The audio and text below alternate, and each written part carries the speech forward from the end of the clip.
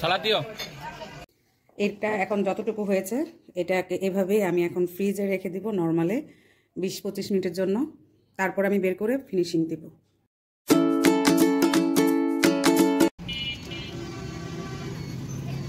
আসসালামু আলাইকুম, স্বাগতম কনক সুমন ব্লগসে। আশা করছি সবাই ভালো আছে। নতুন আরেকটি ভিডিও নিয়ে চলে এসেছি। আর এইটা হলো আমরা যাচ্ছি মিরপুর 10-এ, কারণ আজকে মহান বিজয় দিবস 16ই ডিসেম্বর। তো সন্ধ্যার দিকে বের হলাম যে রাতে খাওয়া দাওয়াটা বাহিরে করব, সেজন্য পাশাপাশি শহরের যে লাইটিং করা হয়েছে লাল সবুজ সেগুলো দেখব। আর এই তো বিশেষ একটা দিন, বরেরও অফিস ছুটি ছিল। পাশাপাশি এই সময় বের হতে কিন্তু খুব ভালো লাগে। শীতের সন্ধ্যা, খুবই রাস্তাঘাটে প্রচুর ঠান্ডা বাতাস, তারপরেও কিন্তু এই সময় বের হলে ঘুরতে কিন্তু ভালোই লাগে। আর এই তো আমরা যাচ্ছি মিরপুর 10-এ। আর এই জায়গাটা তো সবাই চিনেন, এটা হলো বেনারসি পল্লী, মিরপুর 10 10:30-এর মাঝ বরাবর। তো এই তো বেনারসি পল্লী হয়ে আমরা যাব মিরপুর 10-এ। সেখানে আমরা কাচ্চি ভাই ওইখানে যাব, ওখানে খাওয়া দাওয়া করব, সেই চিন্তা করে বের হয়েছি। তো কাচ্চি ভাইয়ের খাবার বরাবরই খুবই ভালো। সুলতান ডাইনের খাবারও ভালো ছিল, কিন্তু গতবার খেয়ে এত বাজে হয়েছে, যার কারণে ওইখানে আর যাচ্ছি না। আমরা যাব মিরপুর 10-এ কাচ্চি ভাইয়ের, যেটা হলো আলোকের অপর সাইডে বা পপুলারের অপর সাইডে যেটা।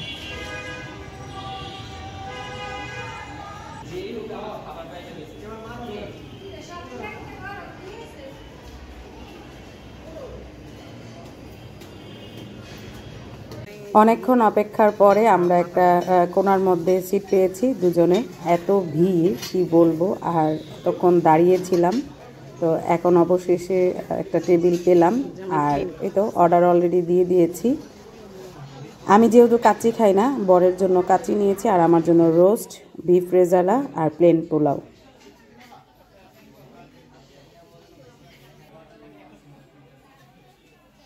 সালাদ দিও। এখন খাওয়া দাওয়া শুরু করবো। এই যে সব কিছু, আমি যেহেতু কাচ্চি খাই না সেজন্য। কেমন হয়েছে খাবার? কাচ্চি খাবার তো সচরাচর অনেক ভালোই, অনেক মজা। টিকিয়ে আমাকে অর্ধেক দাও, দিছো? আমি অলরেডি বোরহানি অর্ধেক শেষ করে ফেলছি, এখন টিকিয়ে খাবো। বিসমিল্লাহ।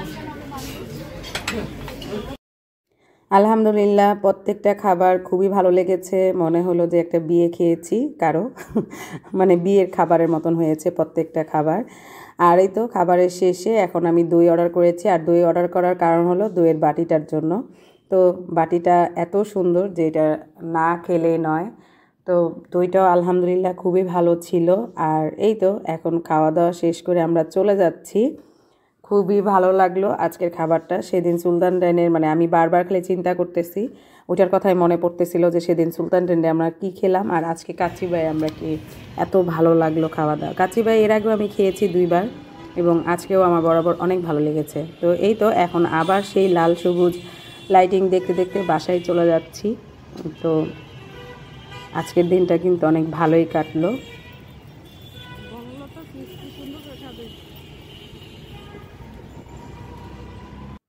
তো বাসায় আসলাম, বাসায় এসে দেখি লাইনের গ্যাস আছে, সেজন্য ভাবলাম একটা কেক বানাই। যেহেতু কিছুদিন আগে আপনাদেরকে শেয়ার করেছিলাম যে আমি ক্রিম দিয়ে কেক বানানোটা একটু ট্রাই করতেছি, যে যদি ভালোভাবে শিখতে পারি, পারফেক্টভাবে যদি করতে পারি। তো এই তো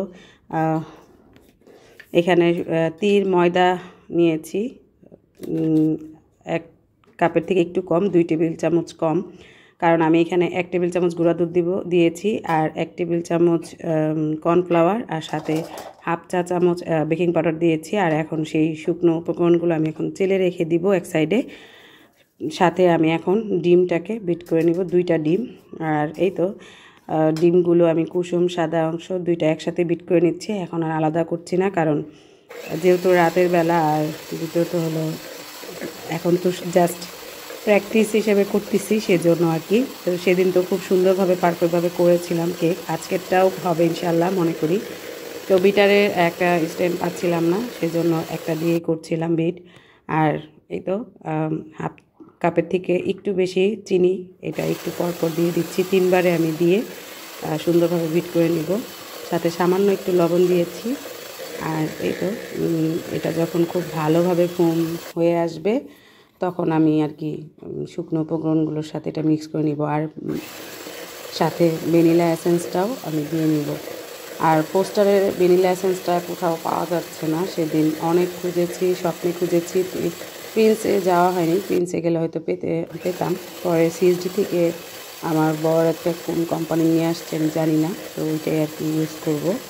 তো এই তো আমি করি, দেখতে থাকুন। আর অনেক টাইম লাগতেছে, কারণ একটা যেহেতু লিটারের বিট করার জন্য, সেজন্য অনেক টাইম লাগতেছে।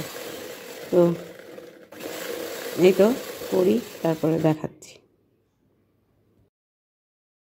তো কেকে কিন্তু আমরা সবাই তেল ব্যবহার করি, কেকে সবাই হাফ কাপ বা 1 কাপ তেল ইউজ করে, কিন্তু আমি গতবারও যে কেকটা বানিয়েছি সেটাতেও 1 টেবিল চামচ তেল ইউজ করেছি, আজকেরটাও 1 টেবিল চামচ তেল ইউজ করেছি, এবং আমি দেখলাম যে তেল ছাড়াই কেকটা অনেক সুন্দর হয়, সফট হয়।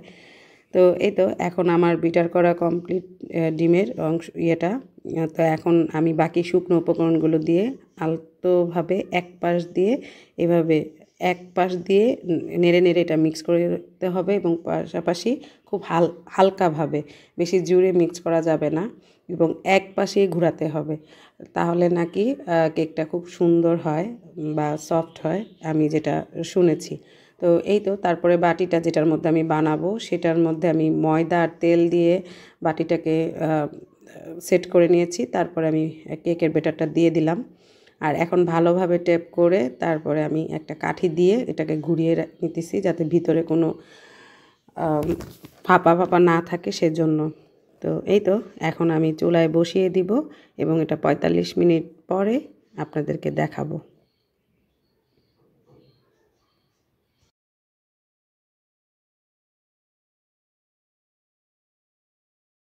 আমি ভিডিও করতে ভুলে গিয়েছিলাম, তো এখানে আমি 1.5 কাপ ক্রিম নিয়েছি, নিয়ে এখন বিট করে নিব বিটার দিয়ে। তো কোন ক্রিমটা নিয়েছি সেটা আপনাদেরকে দেখাচ্ছি।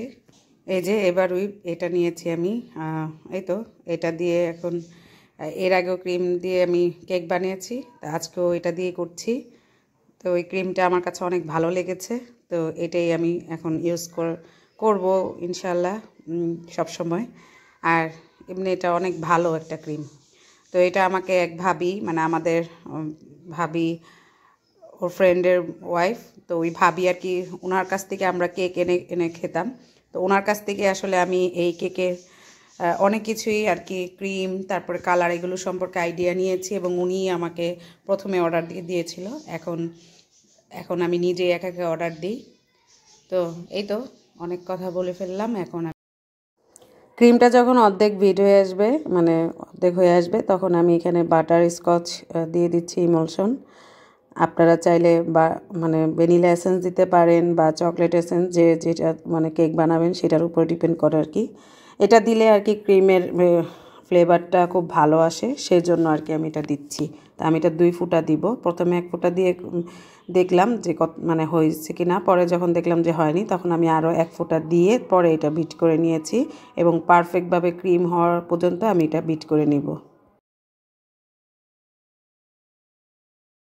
তো এখানে তো ক্রিম তো হয়েছে, দেখতে পেলেন। আর এখানে যে আমি কেকগুলো কেটে নিয়েছি, আজকে আমি 2 লেয়ারে করতেছি, সেদিন আমি 3 লেয়ারে করেছিলাম।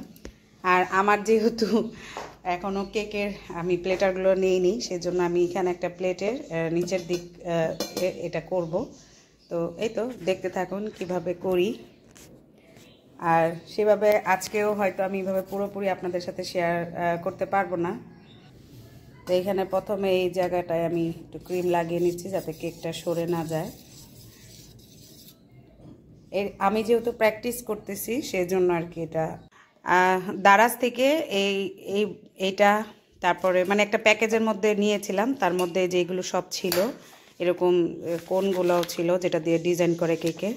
তো এখন আমি এটার মধ্যে ক্রিম ঢুকিয়ে নিব। আর খুবই এলোমেলো অবস্থা কেক বানাতে গেলে, যেহেতু ক্রিম দিয়ে দ্বিতীয়বার বানাচ্ছি, তো এর জন্য আর কি একটু এখনও কেমন একটু নার্ভাস লাগে আর কি।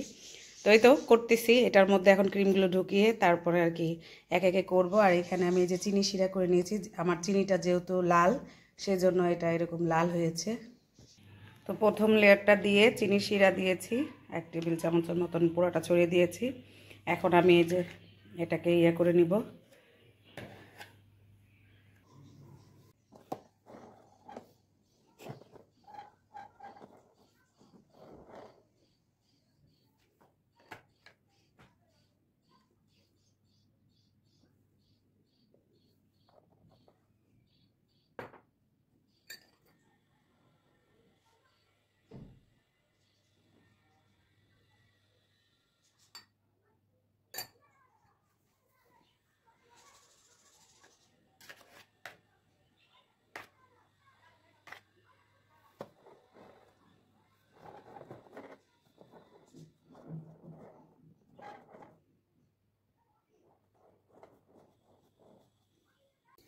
এটা এখন যতটুকু হয়েছে এটাকে এভাবেই আমি এখন ফ্রিজে রেখে দিব নরমালে 20-25 মিনিটের জন্য।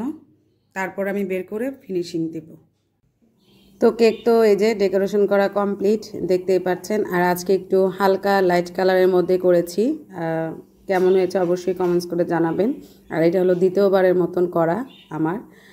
তো এইটাই হালকা পাতলা করে আপনাদের সাথে শেয়ার করলাম। আর কেক বানানো অনেক ধৈর্যের ব্যাপার, হয়তো করতে করতে ধৈর্যটা হয়তো বেড়ে যাবে। দোয়া করবেন যাতে করতে পারি। তো সবাই ভালো থাকবেন, সুস্থ থাকবেন। আল্লাহ হাফেজ।